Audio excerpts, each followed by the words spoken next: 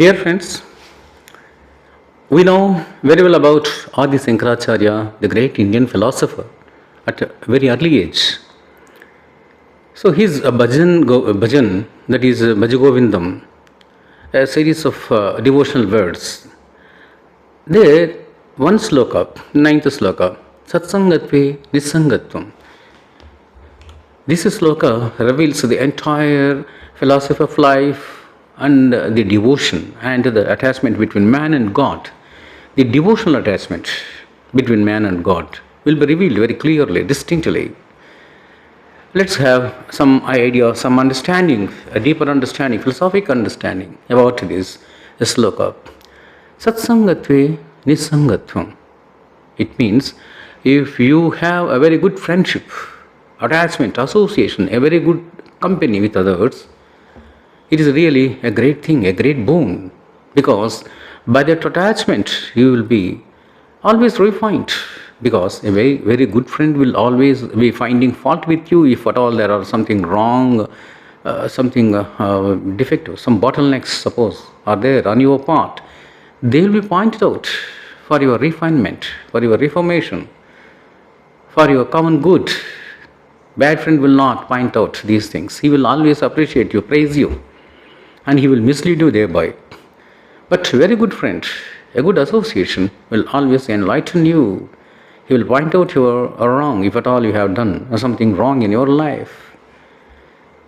And another important thing is that there is some well-known saying in English language, English literature, that is, tell me your friend, I will tell you your character. Yes, by the way you move with a person and by the nature of that person, your total character, personality will be revealed, they say. That's correct, of course. So it's a really great boon to have a very good company or association with a very good person, great person. It's a great boon, just like a wife and husband relation. So it's really a great boon to have a very good life partner. Once in Sri Lanka, when Rama saw this Lakshmana laying down out of fits, and he thought that Lakshmana was no more, and he burst into tears, highly emotional. He could not tolerate that pain. Then the surrounding people who are staying there, they will ask him, what, Rama? When Sita was abducted by Ravana, you did not burst into tears. You felt melancholic, broody, but not this way.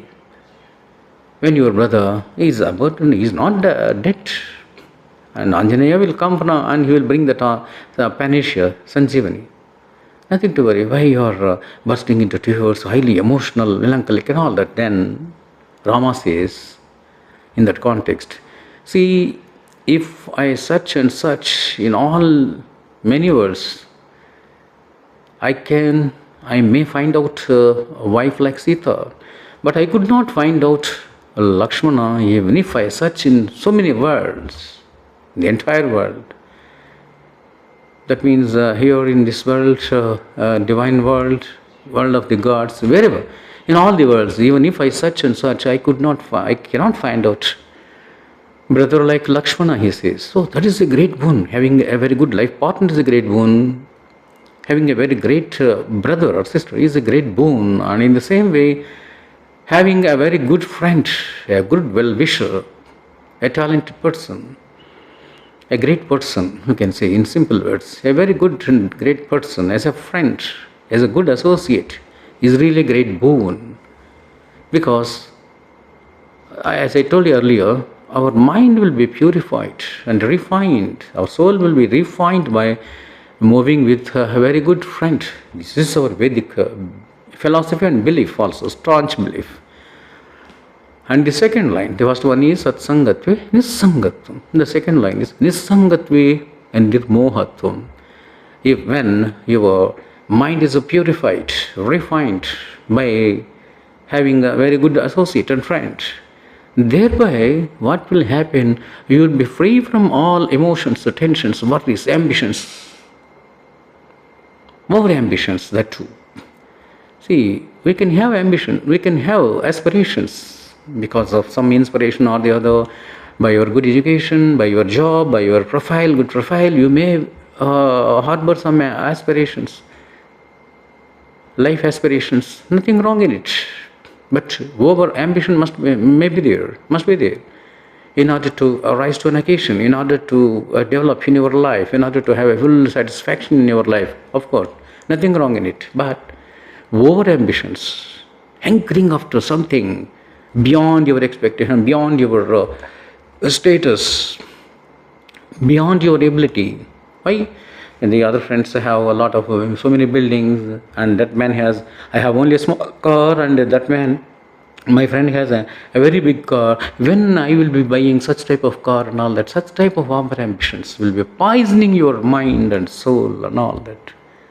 And moreover, another important thing there that we have to know is that suppose you are successful in your over ambition, and when you have rise to an occasion, when you have become very rich, what is that? Our ambition and our aspirations all will be resulting in only two things. That's prosperity, popularity, reputation. That's all. Suppose when you are successful and you have achieved all these things, you become highly egoistic, self-aggrandized. That's very, very, very bad in your life. Once you become highly egoistic, self-aggrandized, it means that you are falling down to the nadir point, not zenith point. When you are going to the zenith point in reputation and also status and everything, money, prosperity, it means that you are coming down to the nadir point. That is the truth. So, the illusion. You have to come out from the illusion by stopping, preventing these over ambitions. And on the other hand, suppose you are not successful in your life. If you are successful in life, egoistic, coming down, falling down. Suppose you are not successful in your over ambitions, aspirations, failure, let us imagine. Then you suppose you are frustrated. What is the result? Depression. Mentally you will be depressed. When you are mentally depressed, again it is nothing but a poison. Your mind is poisoned, soul is poisoned. So either in success or in failure of over ambitions, out of over ambitions, over expectations. This is what Lord Krishna also says in Bhagavad Gita, that all your tragedy comes just because of the over expectations.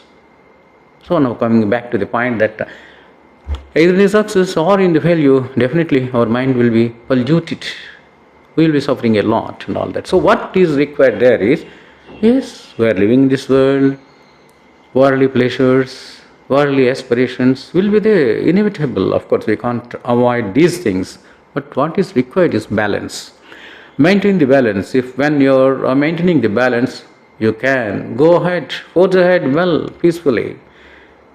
But once you are tinged with these our ambitions, aspirations and all that, poison, mind will be poisoned. So that NISSANGATWE will lead to nirmohatvam. That means you will be away from all these unnecessary over ambitions, poisonous mind, poisonous soul and all that.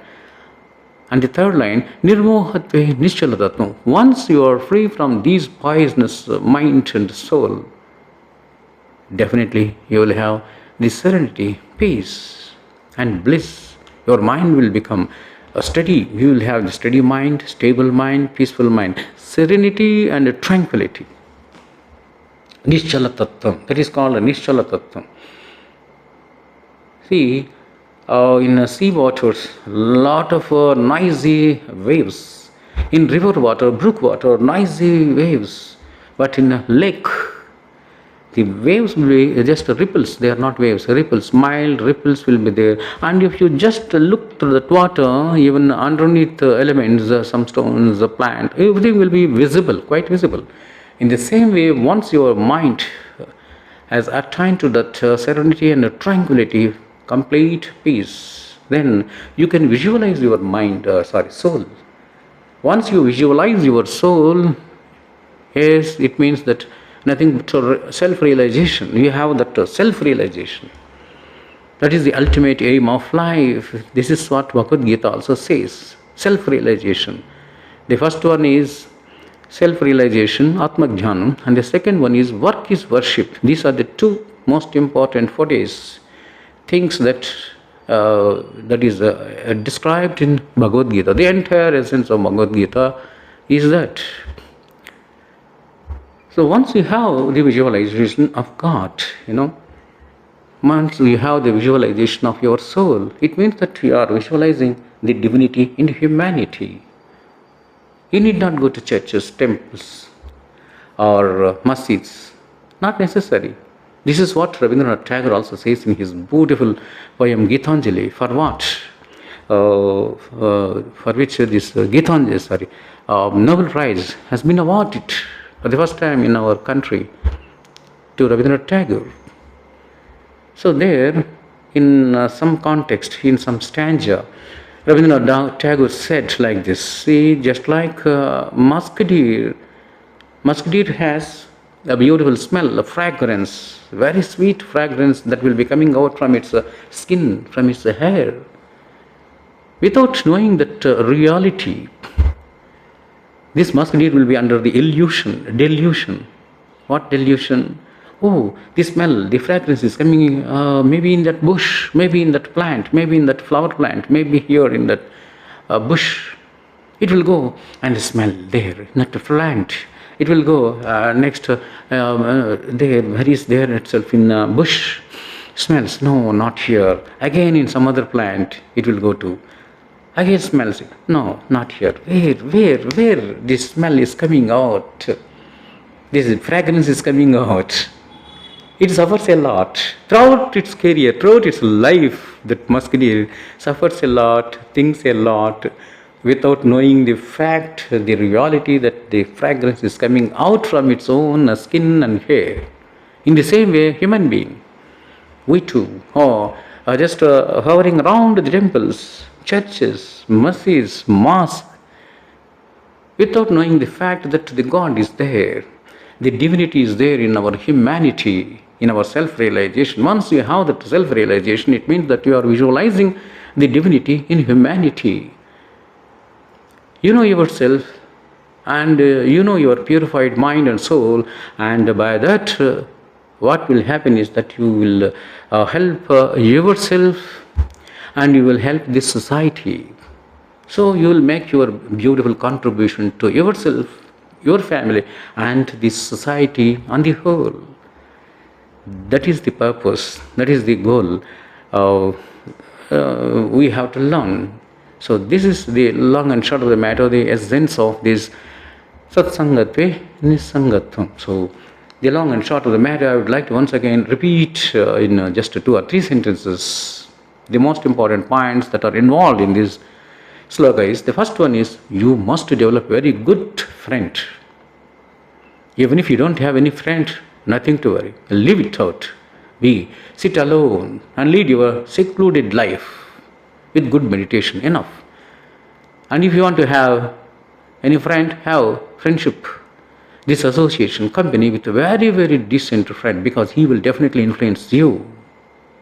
The second one is, it's a great boon to have a very nice, good, a great friend.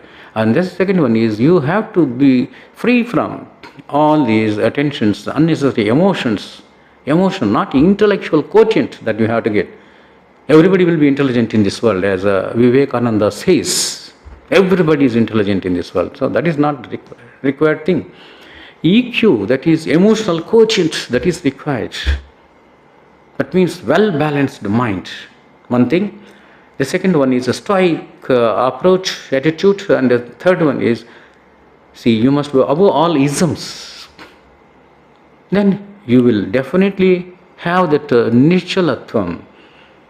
When you maintain this such type of a balance, you will have that nichalatvam. That means the serenity and tranquility.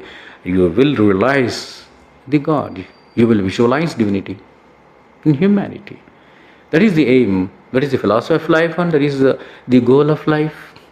That is the ultimate wisdom of life. And that is the real bhakti also, devotion also. The main purpose of devotion is that.